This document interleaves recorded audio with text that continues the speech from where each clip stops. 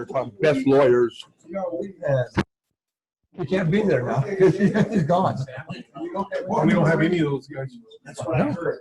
I had to get to a doctor. I don't know. We're just Bring stuff all day. That's what I was told. new face. Oh, it's Andrew. Yeah. Yeah. Hi, Andrew. The different posts around.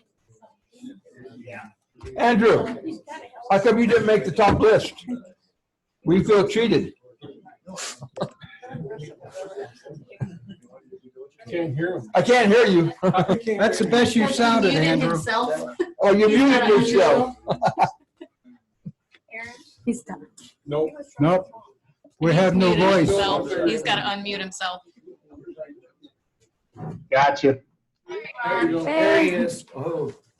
Are you referring to the flyer we sent out with our super lawyers people in it? Of course. Yeah. I'm not quite sure how Susan made municipal lawyer, but we're disputing that one. Well, we're used to seeing Susan's face, but she's gone now. I figured we see yours. I'd like to call the meeting to order. Please join me for the Pledge of Allegiance.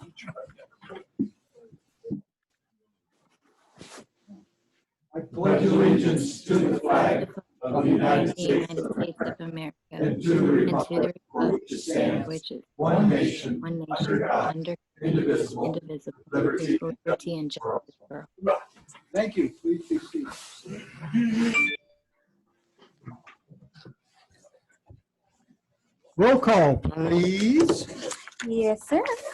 Councilmember Kelly? Present. Councilmember Turner? Absent. Councilmember Perkins? Here. Councilmember Mendoza? Here. Councilmember Best? Here. Vice Mayor Miller? Here. Mayor Croft? Here, thank you. Welcome. Okay, let's go to introduction, presentations, proclamations. We have none. And let's move right on to call to the public. Call to the public is an opportunity for the public to address the council on any issue within the jurisdiction of the council that is not on the agenda. Public comment is encouraged. Individuals are limited to speak for 3 minutes. The total time for call to public may be up to 30 minutes per meeting. Council action taken as a result of public comment will be limited to directing staff to study the matter, scheduling the matter for further consideration and discussion and decision at a later date, or responding to criticism. Supervisor Brown, I see you're up here already. Morning, Mayor. Good morning. Good afternoon, Mayor, evening, and Council. How are you this evening? I hope you're all doing well. I just wanted to come up and remind everybody in our listening audience and those that are viewing in, that tomorrow is Veterans Day, and that Veterans Day is symbolic to remember all of the men that have given their lives and their energies to keep us safe and give us the freedoms that we have. You see a vet, thank them. Thank you. Thank I know you. you're a Thank you. veteran. Thank you very much, Greg. Anybody else for call to the public? Yes, sir. Please come up and tell us your name. My name is Edward R. Albus. I'm a business owner with my son here in Chino Valley. I also live here, so I live over on El Valley Drive. I want to address an issue that has come to our concern through our business, and also which is a concern because of the coronavirus and how it has affected even here in Chino Valley. So I'm just going to read from here, make it quick and easy. Right now, I have a ministry called Bride Ready Ministry, and underneath that is Barnabas Farm. Some of you have seen the information about Barnabas Farm. We have a food pantry at Going Local, and we get to see and hear the needs that are really here because of that pantry. We operate 6 days a week. The coronavirus pandemic has changed the needs and the dynamics of the families as unemployment and child care issues has caused the need for alternative housing. I am requesting the town council to put a moratorium on the regulation forbidding homeowners from having RV hookups and people living in them. The moratorium request is for at least 18 months and with a reassessment period to see if there's still a need due to the pandemic. Please investigate the needs of our community before sending people into a homeless or a utility-free environment. Winter's here and they need heat. Chino Valley does not have a place for those in need for temporary housing, such as a shelter. We as a community can care for our own families, young and old, thus eliminating the expenses on the town to provide access to such accommodations. This request is not for those renting to people as a source of their income, but for needy families as a practice of loving one another. We are doing our part as Barnabas Farms and our food pantry. 6 days a week, we provide a place to get food and for families in need. The ministry is ran by volunteers. We continue to serve about 30 families each day. We continue to hear people's struggle, and we believe this moratorium will help be a blessing to our community. And that's, there's several of us who can be represented here who have been talking about this, but this is something that has been dear on my heart to take care of our own people. Thank you. We will bring this back to staff, and staff will go through the legal side of it and see if we can possibly do that. Okay. Thank you for coming. Anyone else that would like to speak and call to the public?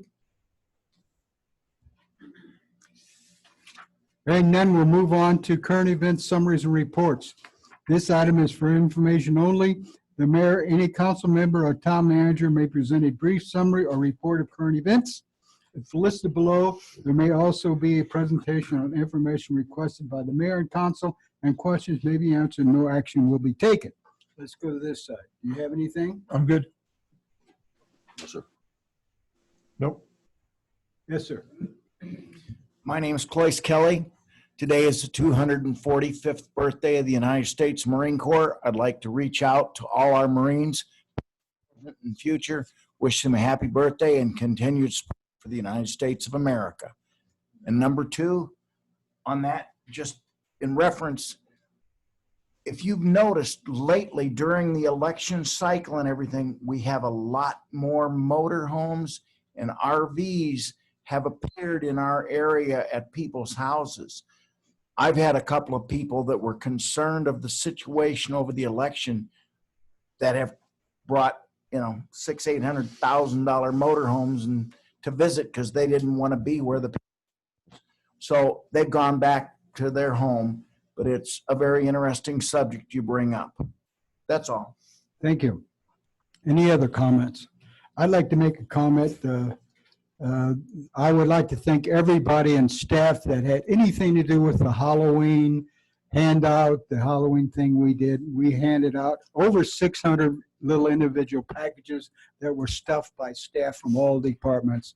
It turned out very well. It was really neat decorated. If you get a chance, look at our website and you can see the things, are really creative things that were done. Thank you for what you do. It was, I got to go out and help them, so I really enjoyed it. Anybody else? Thank you. Let's go on. Status report regarding development services statistics and Unified Development Ordinance updates. Mr. Cook. This is too much in one day. Yeah.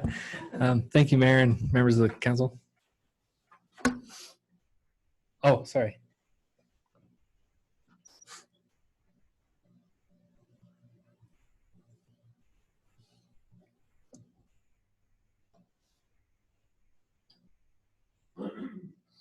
There might not be a report. I'm just kidding. You can fake it. Sure. I'll just throw some numbers out there. Good choice of slide numbers. Yeah. 3. There's 3. I saw that. Yeah. So this is just an update on the basic statistics for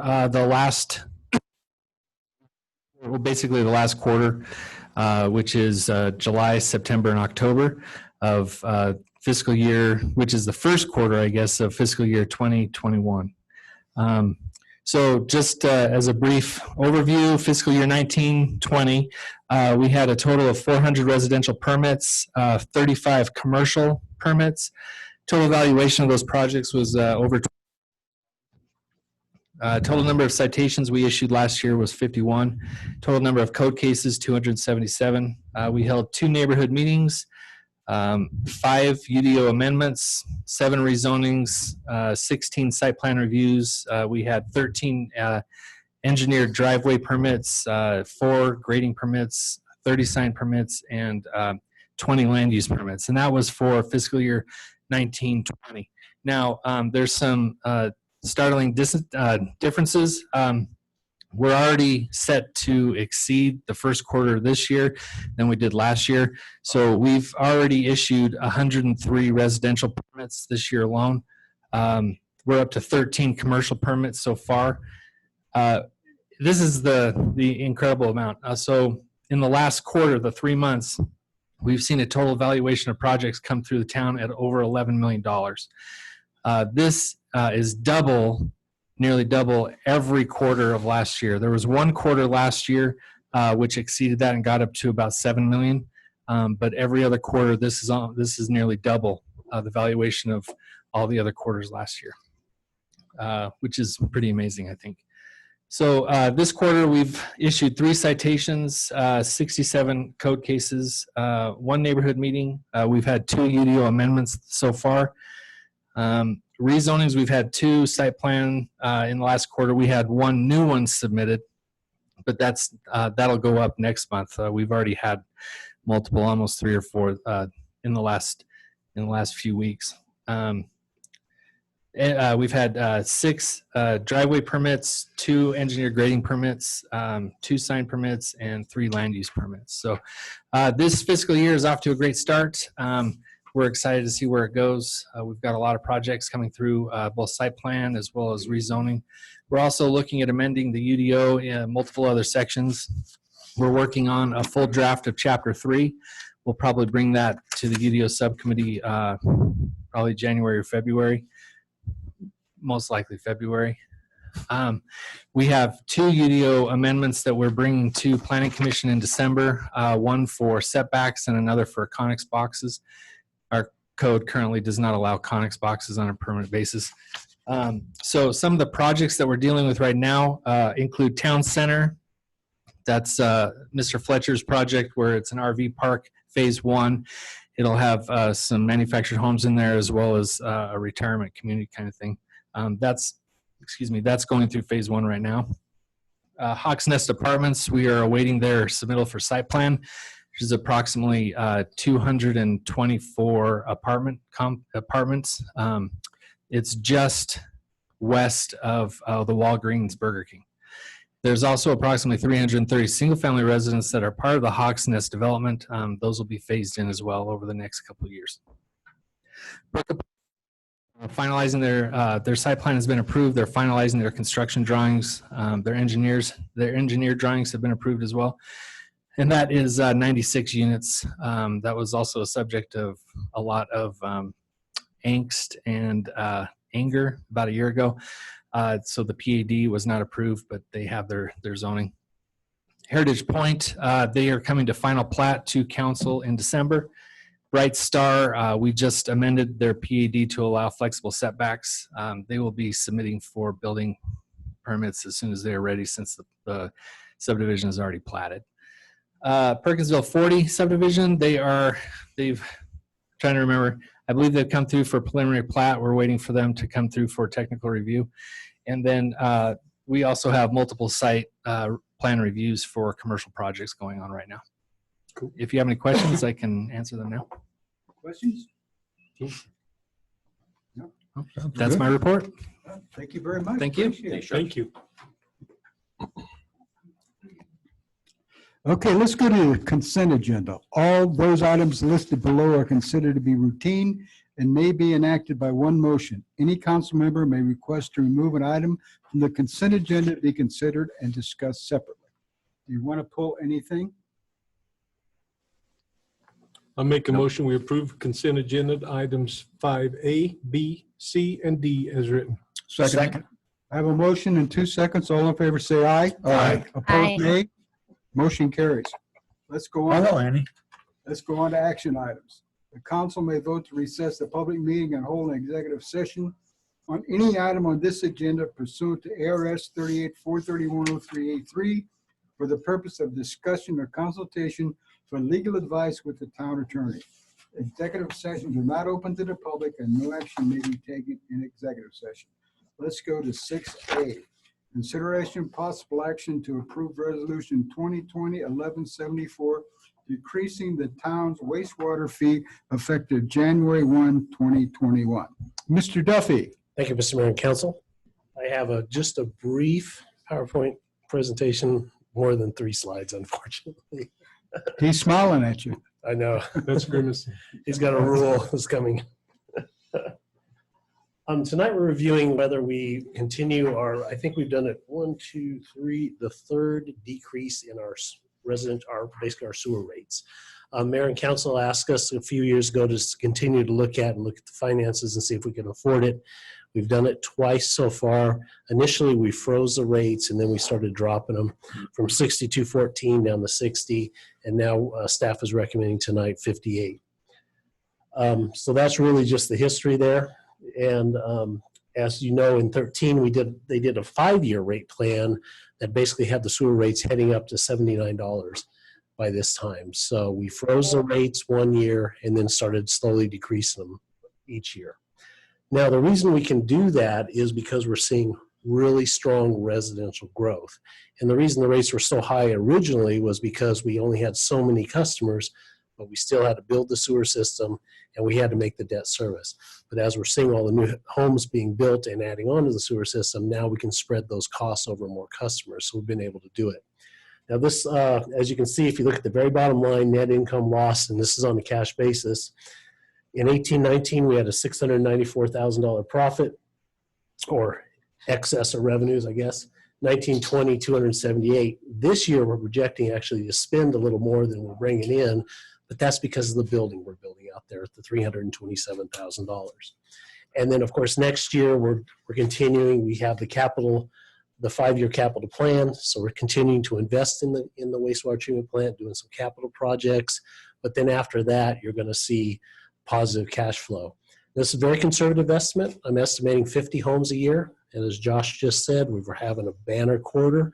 We've already had 20 connect to the sewer in the first quarter of 30 residential permits. And basically at 50 homes a year, you're going to add about $35,000 to your sewer revenue.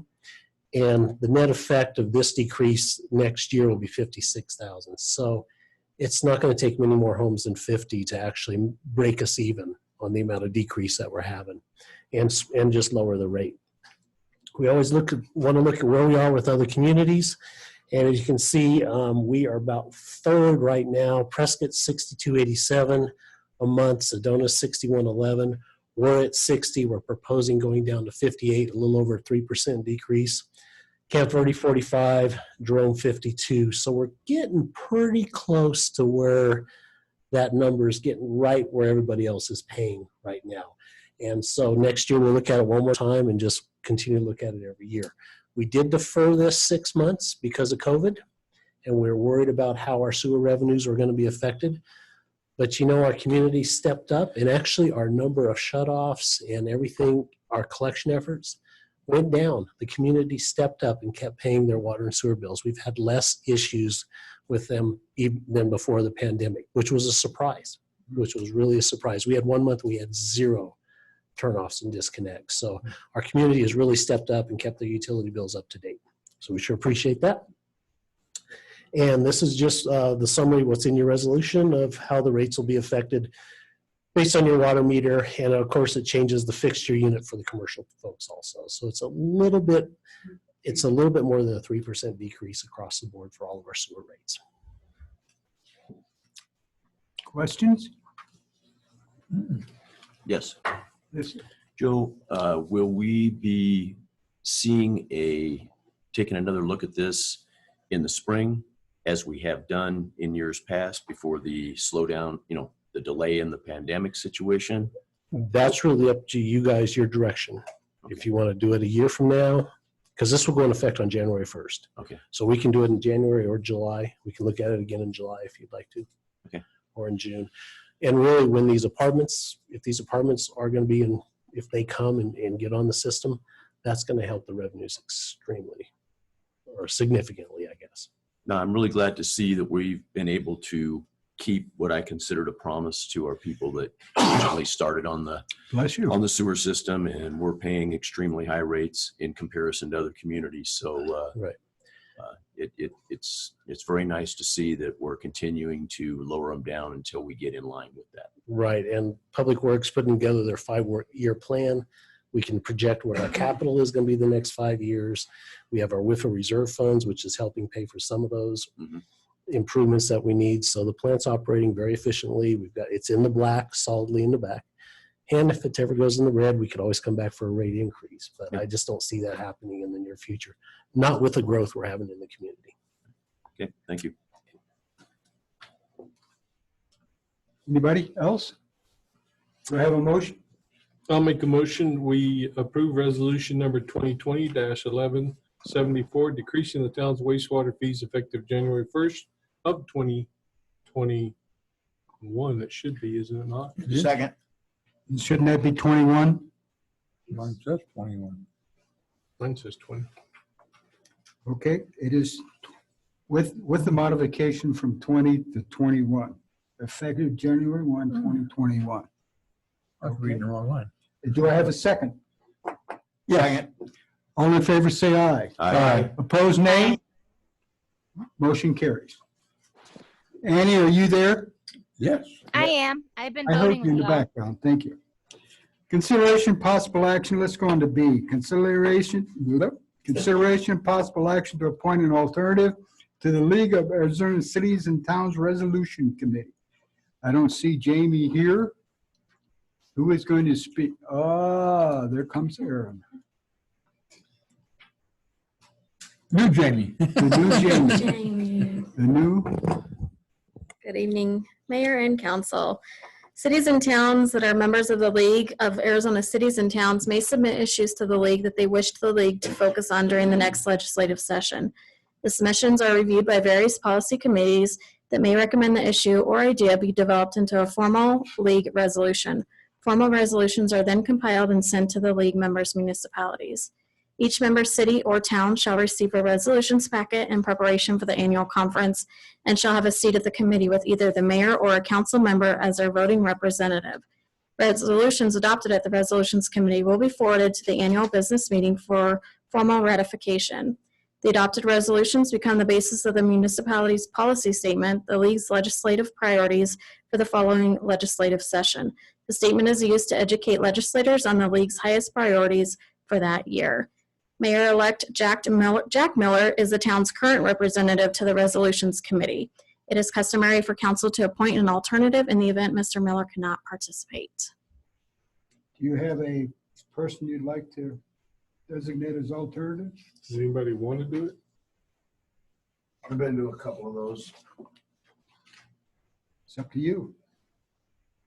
I don't care. He's the only one who wants to do it. Corey's ignoring me. Why is everybody turning around and not looking at We need to do that now, not after the new council's appointment. There has been a request for this to be done tonight, yes. Okay. That close is fine. So there should There's be a motion to appoint Councilman Cloyce as the alternate to the League of Arizona Cities and Towns. Do I have a motion? I make a motion we appoint Clark Kelly as the alternative Leagues of Arizona Cities and Towns Resolution Committee. Second? Second. You can turn around now. All in favor, say aye. Aye. Motion carries. Mr. Turner, it's your turn. Well, I'll make a motion, we adjourn. Second. All in favor, say aye. Aye. But don't leave, we have an executive session. So our regular session is adjourned.